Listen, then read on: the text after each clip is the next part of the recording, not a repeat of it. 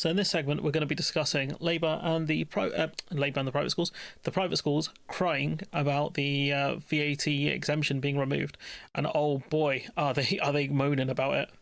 You appreciate that you don't think you're rich and elite, but you can afford to send your child to a private school. Yeah. How would you describe those people that can't afford it?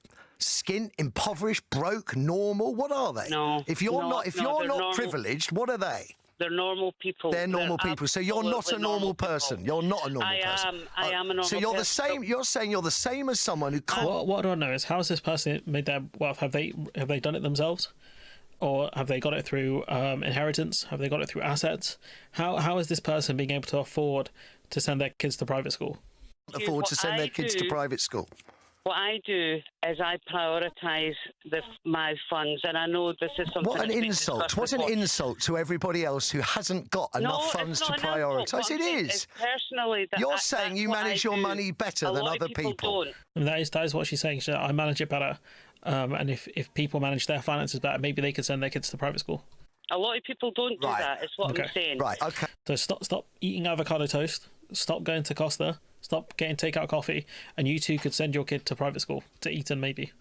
I do that. So it's other people's fault. All right, Carl, I get it. You made your point clear. What I'd love to hear is how much this person actually earns, because I wouldn't be surprised if they're in the top, 5-10% of earners. That you manage your money better than everybody else, which is why you're normal and your kids have a privileged education. So the 93% of people listening whose kids get a state education, you've heard it from Kat, you misuse your money. You're bad parents. Okay, I think that last line was a bit of a stretch, but you get his point. And this is Gillian Keegan, the former Education Secretary.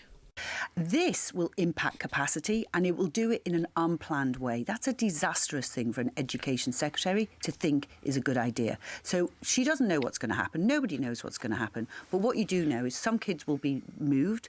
They'll be moved probably mid-year or at the end of the year. I mean, will it be mid-year? Because, the parents will be expected to pay the fees, I'm assuming, before the school year starts. So if the parents know they can't afford the new fees, then surely they should be looking at what state schools they can get their kids to apply to, or what other private schools that are cheaper they can apply to. So I don't think it's going to have a mid-year effect, especially when Labour announced this ages ago.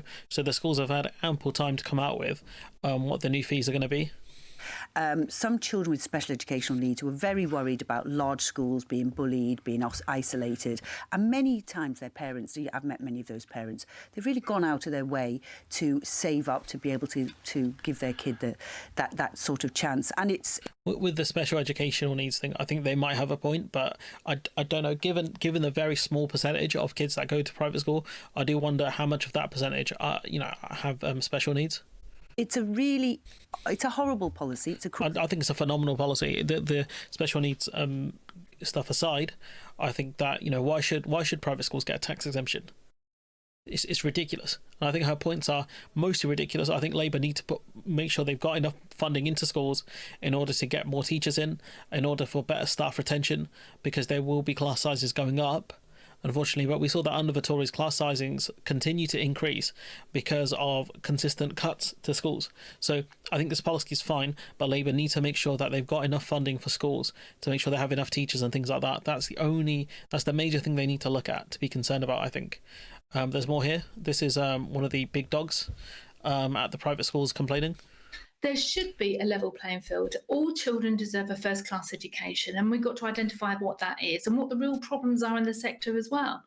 But, taking money from the private schools, which is not going to raise the money that they say it's going to raise, there's no way, because, we've seen contrasting papers and research papers from the Adam Smith Institute, for example, the Taxpayers Alliance.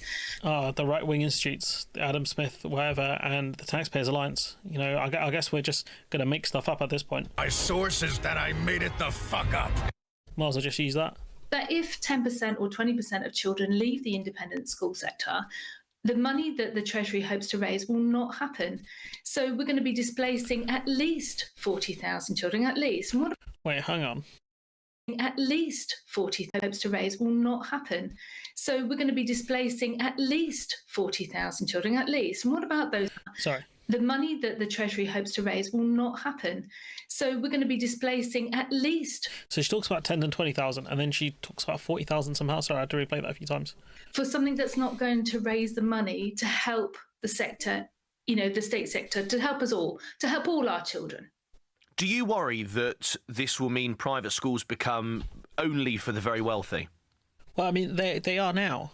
You know, if you can afford to save that sort of money, you're talking thousands upon thousands of pounds a year, however much the fees are, you're already wealthy if you can afford to do so. So this point is ridiculous. This will happen. This will definitely happen. I mean, Oh no, elitist schools are going to become more elitist. The horror. There'll be less of those Eton brats, hopefully. If you look at, for example, other things will happen. Social divide will increase as well.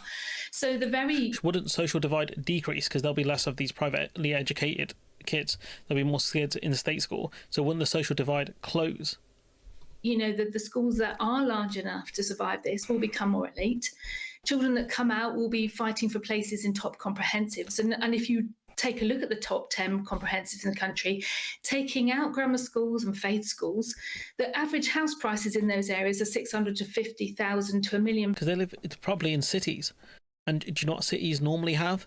Good public transport, so it shouldn't be that big an issue. Pounds. Plus, you know, the competition for grammar schools where parents can afford to tutor their children through there will Wait, hang on. If your parents can afford to send you to private school, and now they're having to send you to a grammar school, which I think those are free, and you're complaining about, you know, these kids having tutors and whatever, surely they could just put the money they would have put to the private school fees to get a tutor for their kids. Like, surely that makes sense.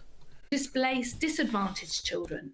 So there will be social divide and independent education will become more elite. I mean, this is the most ridiculous argument I've heard from anyone. So yeah, no, they can cry more for smoking that private education pact today. I 100% support this Labour policy. The thing I do want them to make sure is those kids that are coming out of private schools and into state schools, I hope that they manage that properly and that they make sure, you know, they kind of have a rough idea of how many kids are coming out of those schools and prepare so adequately, because that's the only danger of this kind of policy. But anyways, let me know what you think in the comments below. Like, comment, share, subscribe, support the channel on Patreon if you can, and hopefully I'll see you in the next one.